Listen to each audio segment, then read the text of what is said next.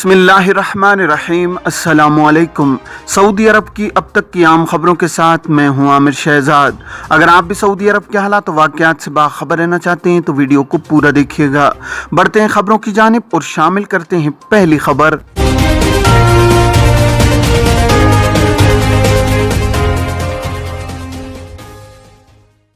Saudi अरब में इकामा कवानीन के तहत गैर मुल्की कारकुनों के लिए लाजमी है कि वो कवानीन की सख्ती से पाबंदी करें और किसी ऐसे फेल और अमल में खुद को मुलव्विस न करें जो उनके लिए परेशानी का बायस बन जाए। कानून पर अमल करना हर एक की जिम्मेदारी है।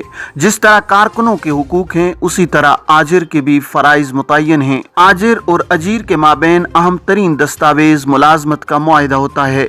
बाज़ अफराद मुआहिदे को अहमियत नहीं देते और ज़बानी कही हुई बात के मुताबिक काम करते हैं जो उनके लिए बाद अज़ां किसी भी तनाज़े की सूरत में मुश्किलात का बायस बनता है।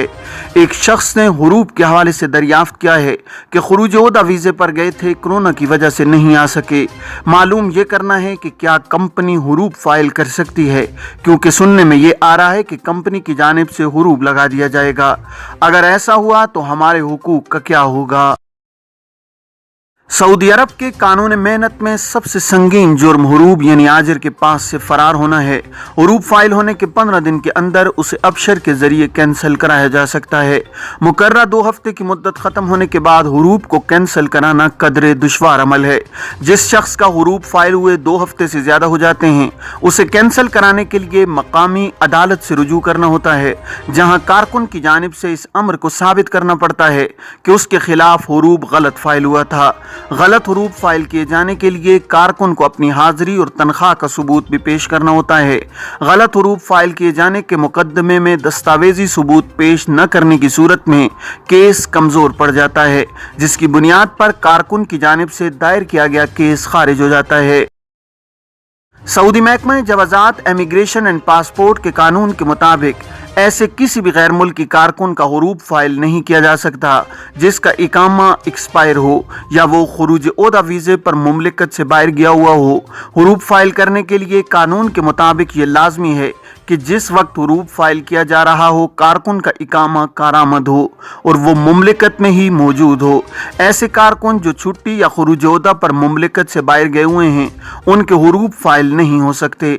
अलबत्ता ऐसे कारकुन जो खुरूज ओहदा पर जाकर वापस नहीं आते उनके इकामे कैंसिल कराने की एक ही सूरत होती है, वो खिर्ज व लमियत की कैटेगरी है जिसके जरिए कारकुनों के इकामों को कैंसिल कराया जा सकता है।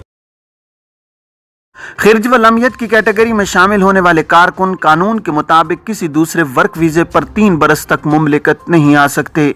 अलबत्ता अगर वो अपने साबिक स्पॉन्सर के दूसरे वीजे पर आना चाहें तो इन्हें इजाजत होगी कि वो पाबंदी के 3 बरस वाली मुद्दत के दौरान साबिक आजिर के वीजे पर मुमलिकत आ सकते हैं। ऐसे अफराद जिनके इकामे की मुद्दत बाकी होती है और उनके वाजिबात भी कंपनी के जिम्मे होते हैं और उनके स्पॉन्सर इन्हें खिर्ज व लमियत की कैटेगरी में शामिल कर देते हैं, इन्हें चाहिए कि वो अपने वाजिबात की वसूली के लिए अपने मुल्क के सिफारत खाने के तवस्सुत से सऊदी लेबर मार्केट में केस दायर कराएं, जिसमें इस अमर की वजाहत करें कि वो खुरूज ओहदा के कानून की खिलाफ वर्जी के मुर्तकिब नहीं हुए और उनके खिलाफ ये खिलाफ वर्जी गलत लगाई गई है। रियाज में गर्द का तूफान, घरों तक महदूद रहने की हिदायत। महकमा मौसमियात ने रियाज, मशरकी रीजन, अलजो, फाइल और कसीम की रिहाइशों को गर्द गुबार के तूफान से खबरदार किया है। सबक वेबसाइट के मुताबिक मज़कूरा इलाकों में तेज हवा है जिसकी बाज़ औक़ात रफ्तार 80 किलोमीटर फी घंटा हो सकती है। महकमे ने कहा है कि मुअम्मर अफराद और सांस के मरीज रिहाइशियों को घरों तक महदूद रहना चाहिए। गर्द गुबार के तूफान और तेज हवा के बायस खुले मकामात और हाईवे पर हद निगाह इंतहाई दर्जे तक मुतासिर है। महकमे ने कहा है कि इलाके में गर्द गुबार का तूफान शाम 6 बजे तक रहेगा। दूसरी जानिब रोड सिक्योरिटी फोर्स ने अल खिर्ज, अल दायरिया, रियाज, अल दलम और अल हरीक के दरमियान हाईवे के मुसाफिरों को खबरदार करते हुए कहा है कि गर्द गुबार के तूफान के बायस सफर खतरनाक हो सकता है। उधर तक्सुल अरब वेबसाइट ने तवक्को जाहिर की है कि गर्द गुबार का तूफान सऊदी अरब के वसी रकबे को मुतासिर कर सकता है। उधर जद्दा समेत कुर्ब जवार के शहरों में आज मतला बर आलूद है, जबकि शहर के बाज़ محلوں میں ہلکی بارش بھی ہوئی ہے۔ سعودی پریس ایجنسی کے مطابق محکمہ موسمیات نے کہا ہے کہ جدہ کے علاوہ سول اور رباغ میں دوپہر 3 بجے تک بادل چھائے رہے۔ محکمے نے بتایا کہ مذکورہ علاقوں میں تیز ہوا چلی جس کے باعث سمندر میں اونچی موجیں اٹھیں۔ ادھر مکہ مکرمہ میں بھی بادل چھائے ہوئے ہیں جبکہ مسجد الحرم سمیت متعدد علاقوں میں ہلکی بارش ہوئی ہے۔ دوسری طرف ماہر موسمیات ڈاکٹر عبدالعزیز الحسینی نے کہا ہے کہ سعودی عرب میں فلکی حساب کے اعتبار سے 7 مارچ کو موسم سرما ختم ہو جائے گا۔ انہوں نے کہا کہ وسطی اور شمالی علاقوں کے رہائشی رات کے وقت ہلکی سردی محسوس کریں گے جبکہ باقی علاقوں میں گرم کپڑے پہننے کی ضرورت نہیں ہوگی۔ دریں اثنا محکمہ موسمیات نے اپنی رپورٹ میں کہا ہے کہ آج مکہ مکرمہ، مدینہ منورہ، باہا، تبوک، شمالی حدود اور حائل کے علاوہ ریاض ریجنوں میں بارش کا امکان ہے۔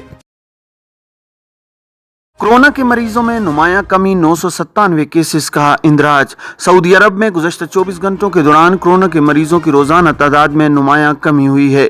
سبق ویب سائٹ کے مطابق وزارت صحت نے 997 کیسز کا اندراج کیا ہے۔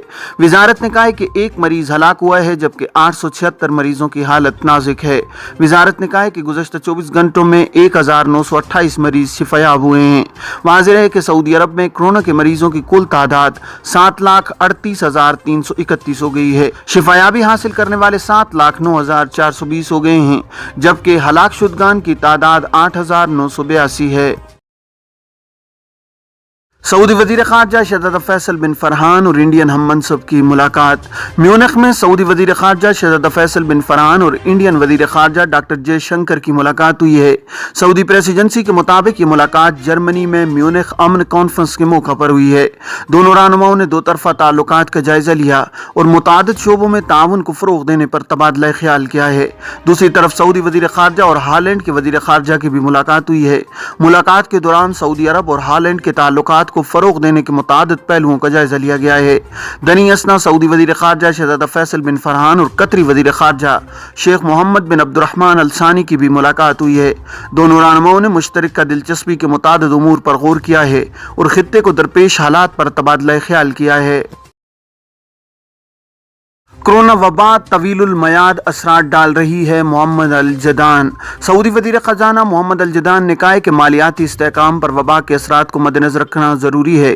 وبا طویل المیعاد اثرات بھی ڈال رہی ہے اور وسط مدتی نقصانات بھی ہو رہے ہیں۔ العربیہ نیٹ کے مطابق محمد الجدان نے ٹویٹر پر لکھا ہے کہ G20 کے سینٹرل بینکوں کے گورنرز اور وزرائے خزانہ کے اجلاس انڈونیشیا کی صدارت میں ہوئے۔ سعودی عرب پائیدار، جامع اور مستحکم شرح نمو کی خاطر مشترکہ جدوجہد اور انڈونیشیا کی مدد کے لیے پوری طرح مستعد ہے۔